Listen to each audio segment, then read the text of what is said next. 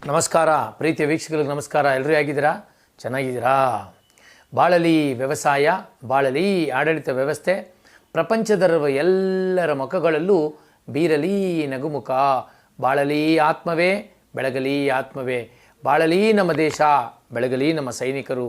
ಬಾಳಲಿ ನಮ್ಮ ರೈತರು, ಬೆಳಗಲಿ ನಮ್ಮ ದೇಶ. ಭಗವಂತನೇ ಕರುಣಿಸು ಪರಮಾತ್ಮ.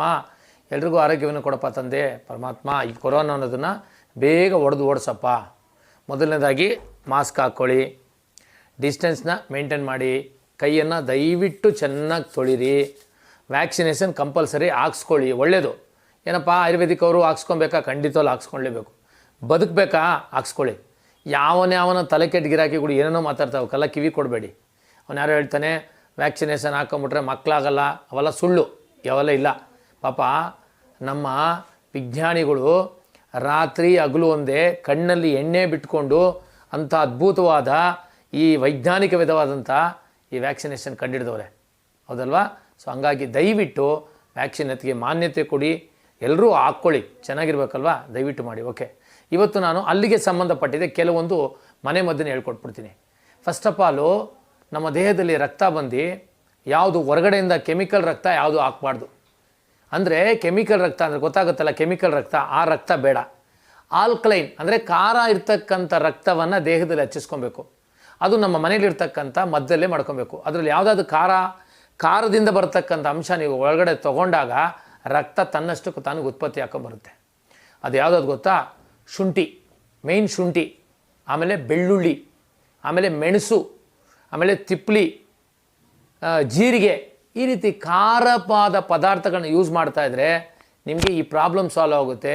ಜೊತೆಗೆ ಅದ್ರ ಜೊತೆಗೇ ರಕ್ತ ಉತ್ಪತ್ತಿ ಆಗ್ತಾ ಇರುತ್ತೆ. ಆಲ್ಕ್ಲೈನ್ ಅದನ್ನು ಯೂಸ್ ಮಾಡಿ, ಒಂದನೇದು. ಎರಡನೇದು, ಈಗ ಉದಾಹರಣೆಗೆ ಇದು ಯಾವುದೋ ಒಂದು ಲೇಟೆಸ್ಟಾಗಿ ಬಂದಿದ್ದಲ್ವಾ, ಅದಕ್ಕೆ ಲೈಟಾಗಿ ಒಂದು ಮನೆ ಮದ್ದು ಹೇಳ್ಕೊಡ್ತೀನಿ. ಮನೆ ಮದ್ದೇ ಆ್ಯಕ್ಚುಲಿ ಇದು, ನಾವು ಹೆಸರು ಹೇಳೋಂಗಿಲ್ಲ, ಯಾಕಂದರೆ ಅದಕ್ಕೆ ಯಾವುದೂ ಅಪ್ರೂವಲ್ ಇಲ್ಲ. ಹಂಗಾಗಿ ನಾವು ಯೂಸ್ ಮಾಡಿ ಚೆನ್ನಾಗಾಗಿ ಸುಮಾರು ಜನ ಹೇಳೋರೆ, ಮನೆ ಮದ್ದು ಹೇಳ್ಕೊಡ್ತೀನಿ. ಅದು ಕೆಮ್ಮಿರ್ಬೋದು, ಕಫ ಇರ್ಬೋದು, ಶೀತ ಇರ್ಬೋದು, ನೆಗಡಿ ಇರ್ಬೋದು, ಯಾವಾಗ ಕೆಮ್ತಾ ಇರ್ಬೋದು, ಮೈಕೆಲ್ಲ ನೋವಿರ್ಬೋದು, ಚಳಿ ಜ್ವರ ಇರ್ಬೋದು, ಎಲ್ಲದಕ್ಕೂ ಒಂದು ರಾಮಬಾಣದ ಔಷಧಿನೇ ಹೇಳ್ಕೊಡ್ತೀನಿ. ಏನು ಗೊತ್ತಾ? ಮೊದಲನೇದಾಗಿ ರೇಷ್ಮೆ ಅಂತ, ಅದು ತಮಿಳಿನಲ್ಲಿ ಸಿತ್ತರತೆ ಅಂತಾರೆ. ಅದನ್ನು ಸಿತ್ತರತೆ, ಕನ್ನಡದಲ್ಲಿ ರೇಷ್ಮೆ ಕಡ್ಡಿ. ಅದು ಆ ಕಡ್ಡಿನ ತೊಗೊಂಬಂದು ಚೂರ್ಣ ಮಾಡ್ಕೊಳ್ಳಿ. 1/4 ಚಮಚ ಚೂರ್ಣ, ಅದು ತುಂಬ ಖಾರ ಇದೆ ಅದು. ಆ 1/4 ಚಮಚ ಚೂರ್ಣ ತೊಗೊಳ್ಳಿ. ಆಮೇಲೆ ಆಡು ಸೋಗಿ ಸೊಪ್ಪಿನ ಚೂರ್ಣ, ಆಡು ಸೋಗಿ ಸೊಪ್ಪಿದೆಯಲ್ಲ, ಒಣಗಿಸ್ಬಿಟ್ಟು ತಂದು ಪೌಡ್ರ್ ಮಾಡ್ಕೊಳ್ಳಿ. ಅದೊಂದು ಅರ್ಧ ಚಮಚ ಹಾಕ್ಕೊಳ್ಳಿ. ಅಲ್ಲಿಗೆ ರೇಷ್ಮೆ 1/4 ಚಮಚ, ನಮ್ಮ ಇದು ಆಡು ಸೋಗಿ ಸೊಪ್ಪು ಚೂರ್ಣ ಅರ್ಧ ಚಮಚ, ಆಯಿತಾ? ಆಮೇಲೆ ಮೆಣಸು 7 ಮೆಣಸು, ಆಮೇಲೆ ಅರಿಶಿನ ಪುಡಿ ಒಂದು 1/4 ಚಮಚ, ಒಂದು 100 ml ನೀರು, 100 ml ನೀರು ಚೆನ್ನಾಗಿ ಕುದಿಸ್ಕೊಳ್ಳಿ. ಕುದಿಬೇಕಾದ್ರೆ ಅರ್ಧ ಹೋಳು ನಿಂಬೆಹಣ್ಣು ಹಿಂಡ್ಕೊಳ್ಳಿ, ಆಯಿತಾ? ಮಾಡ್ಬೋದಲ್ಲ, ಸಿಂಪಲ್ ಮೆಡಿಸನ್ ಅಲ್ವಾ, ಬೊಂಬಾಟಾಗಿ ಮಾಡ್ಬೋದು. ಅಯ್ಯೋ ಬಂದಿದೆಯಲ್ಲ ಕಾಯಿಲೆಗೆ, ಅದಕ್ಕೆ ಮನೆ ಮದ್ದು. ಹೆಸ್ರು ಹೇಳಂಗಿಲ್ಲ, ಹೆಸ್ರು ಹೇಳಿದ್ರೆ ಕರ್ಕೊಂಡೋಗ್ಬಿಡ್ತಾರೆ ಒಳಗಡೆ. ಸೊ ಹೆಸ್ರು ಹೇಳಂಗಿಲ್ಲ, ಮನೆ ಮದ್ದು ಆರಾಮಾಗಿ ಇದು ಮಾಡಿ ಕಾಫಿ ಥರ ಕುಡೀರಿ. ಚಪ್ಪರ್ಸ್ಕೊಂಡು ಕಾಫಿ ಥರ ಕುಡೀರಿ.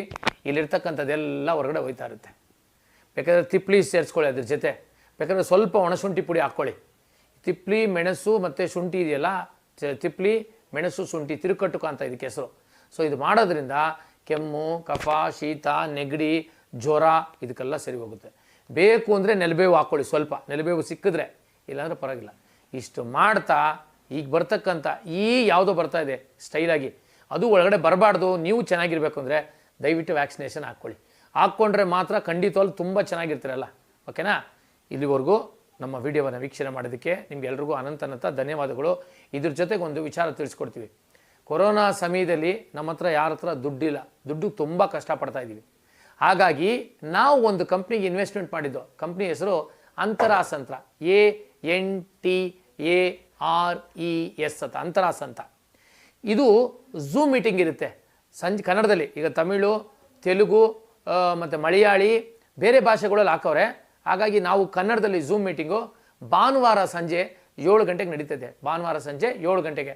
ಕೆಳಗಡೆ ನಮ್ಮದು ವಾಟ್ಸಪ್ ನಂಬರ್ ಕೊಟ್ಟಿರ್ತೀವಿ, 8431535349. ಮತ್ತೊಂದು ಸರಿ ಹೇಳ್ತೀನಿ, 8431135349 ವಾಟ್ಸಪ್ ನಂಬರು. ಇದಕ್ಕೆ ನೀವು ಹಾಯ್ ಅಂತ ಕಳಿಸಿದರೆ ಆ ಝೂಮ್ ಮೀಟಿಂಗ್ ಲಿಂಕ್ ಕಳಿಸ್ಕೊಡ್ತೀವಿ. ಲಿಂಕ್ ಕಳಿಸಿದ ಮೇಲೆ ಏನೇ ವಿಚಾರ ಅಷ್ಟೇ ಕೊನೆಯ ತನಕ ನೋಡಬೇಕು, ಆಮೇಲೆ ಡಿಸೈಡ್ ತೊಗೊಬೇಕು. ಅರ್ಧದಲ್ಲೇ ಎದ್ದೋಗ್ಬಾರ್ದು. ಟೈಮ್ ಮಡ್ಕೊಳ್ಳಿ.